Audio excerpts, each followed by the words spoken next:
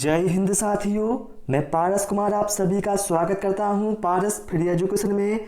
आज इस क्लास में हम पर्यावरण अध्ययन के टॉप 20 क्वेश्चन पढ़ेंगे जो कि एग्जाम में बार बार पूछे जाते हैं। इसलिए आप सभी से रिक्वेस्ट है वीडियो कंप्लीट देखें और आप अपना स्कोर कमेंट बॉक्स में अवश्य बताएं। शुरू करते हैं साथियों।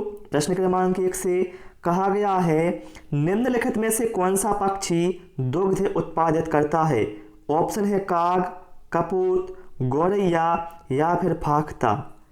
करेक्ट आंसर यहाँ पर साथियों ऑप्शन बी के साथ जाएगा।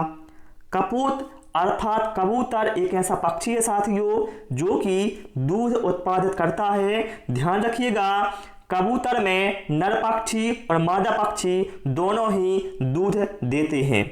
ठीक है, ये वो अपने बच्चों को पिलाते हैं। ओके, ये आपको ध्यान रखना है। ठीक है, चलिए इसके बाद प्रश्न क्रमांक 2 पर आते हैं। जल्लीकट्टू किस राज्य का पारंपरिक खेल है? ऑप्शन है महाराष्ट्र, पंजाब, तमिलनाडु या फिर कर्नाटक।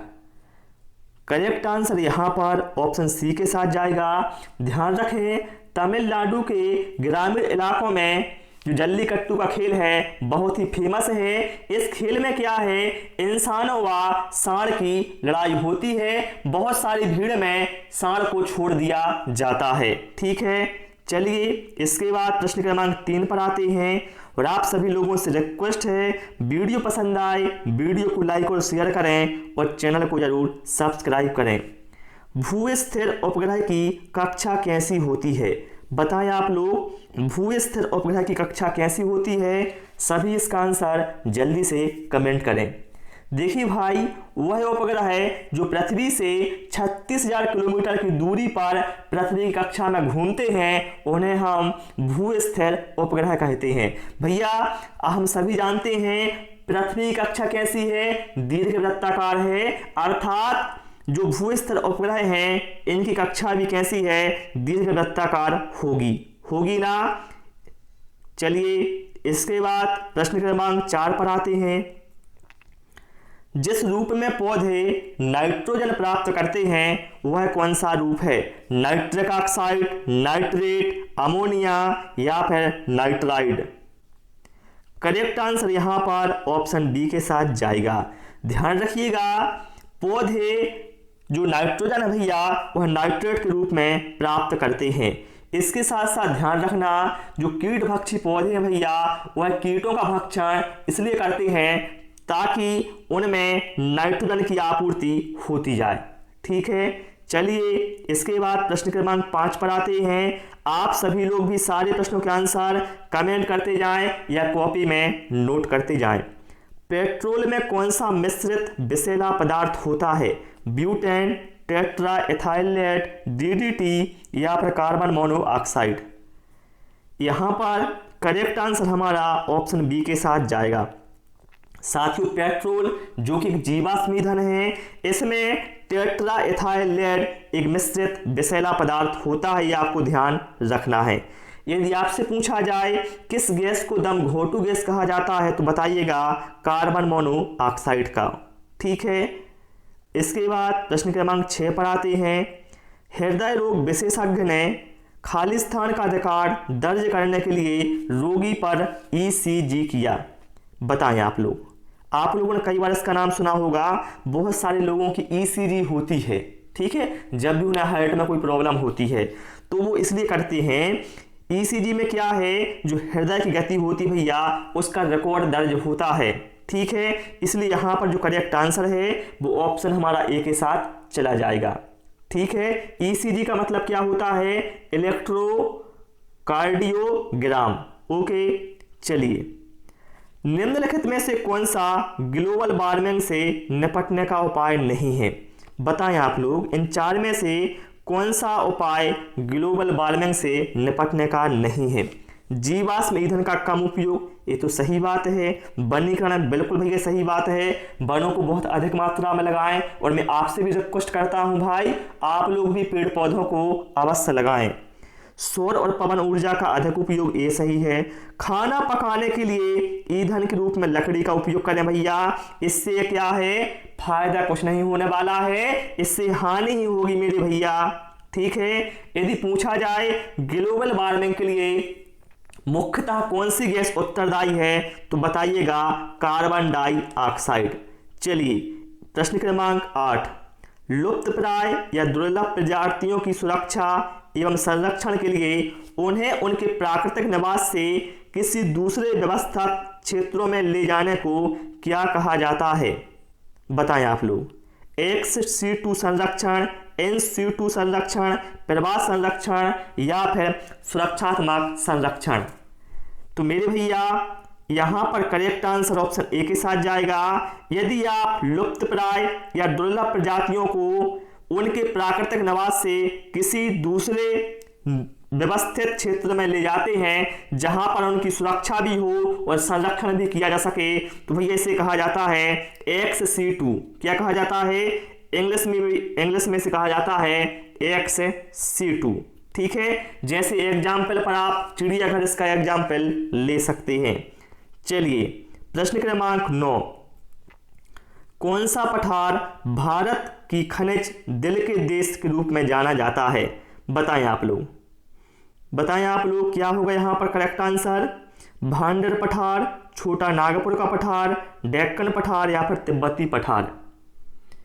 भैया मेरी यहाँ पर करेक्ट आंसर हमारा ऑप्शन बी के साथ जाएगा, छोटा नागपुर पठार। क्यों जाएगा भैया, क्योंकि छोटा नागपुर पठार में क्या है, अभ्रक, बॉक्साइट, तांबा, चूना पत्थर, लोहे अयस्क और कोयला जैसे अन्य खनिजों का भंडार इसमें है, इसलिए से खनिज दिल के देश के रूप में जाना जाता है। ठीक है। चलिए भाई इसके बाद प्रश्न क्रमांक 10 पर आते हैं।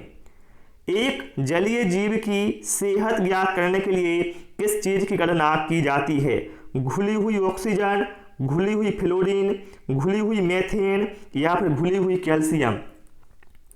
देखिए भाई यदि आपको जलीय जीव की सेहत ज्ञात करनी है तो इसमें आपको पानी में घुली हुई ऑक्सीजन की मात्रा ज्ञात करनी होती है, क्योंकि इससे आपको पता चलता है कि आखिर जलीय जीव किस हालात में है।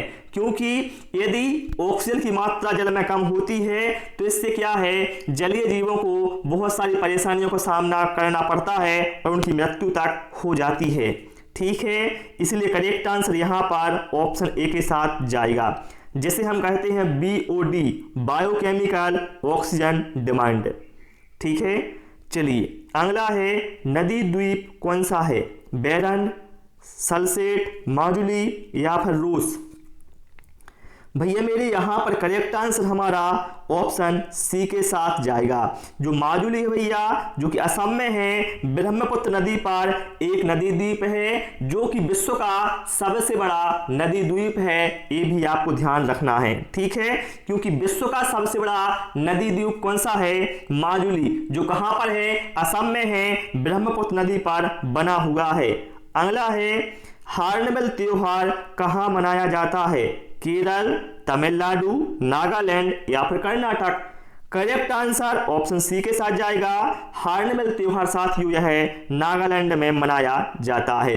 जितने भी राज्यों के फेमस त्योहार हैं साथियों वो आपको जरूर पता होना चाहिए। जैसे रथ यात्रा उड़ीसा में फेमस है, इसी तरह से आपको सभी राज्यों के त्योहारों के नाम याद होने चाहिए।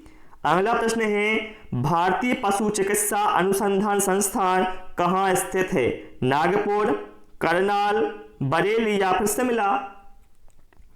करेक्ट आंसर यहां पर ऑप्शन सी के साथ जाएगा। भारतीय पशु चिकित्सा अनुसंधान संस्थान ये बरेली में है। यदि आपसे पूछा जाए आलू अनुसंधान संस्थान कहां पर है तो बताइएगा भैया शिमला में है। ठीक है। चलिए प्रश्न क्रमांक नेक्स्ट, वृक्षों की आयु किस प्रकार ज्ञात की जाती है।